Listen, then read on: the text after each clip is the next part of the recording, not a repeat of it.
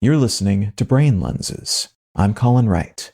The term red tape typically applies to bureaucratic or administrative frictions that inflate the time or resource costs of completing some kind of process. So if you want to make a new law, but rules are changed so that it takes a year rather than a week just to get the ball rolling on that process, you may be less likely to try to do so. Similarly, if you want to build new housing and there are a bunch of regulations that stand between you and a finished apartment building, it is possible you will invest your money elsewhere because every additional bit of paperwork and every additional cost, money and time related, add to both the headache and the final price tag of your investment. At some point, that red tape may increase the cost of building housing to the point that few people or businesses even try to do so because they can no longer recoup their investment. They may also only build high-end structures for people with a lot of money to spend because that's the only way they stand a chance of making back what they put into the construction.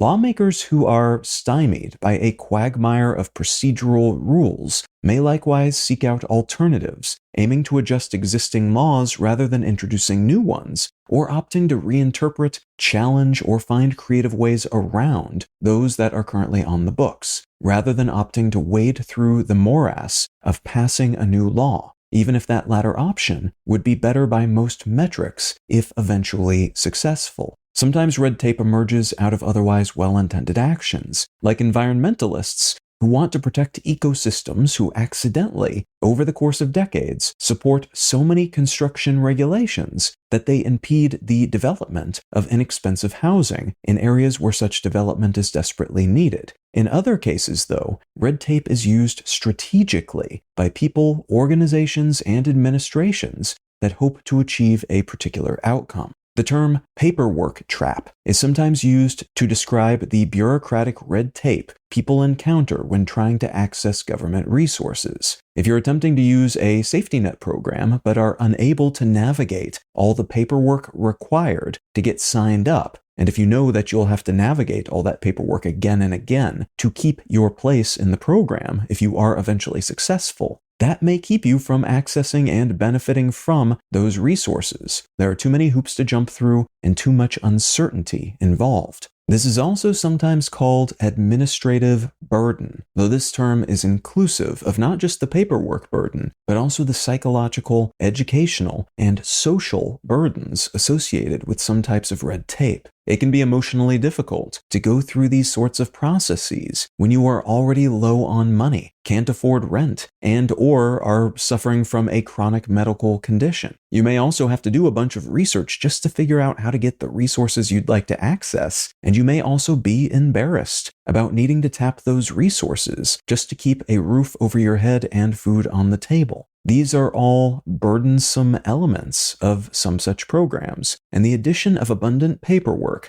alongside rules that deny access if one field on one piece of paper isn't filled out or filed correctly can amplify all of those issues, while also reducing the use of these programs. The same general strategy is sometimes used to keep some groups of people from voting by administrations that do not think those groups will vote for them. That reduction in resource use or voter turnout is sometimes the point. Paperwork traps and other such administrative burdens allow politicians or CEOs or other sorts of leaders to seem to support social safety nets, voter rights, and the like, while in practice cutting back on their use or availability.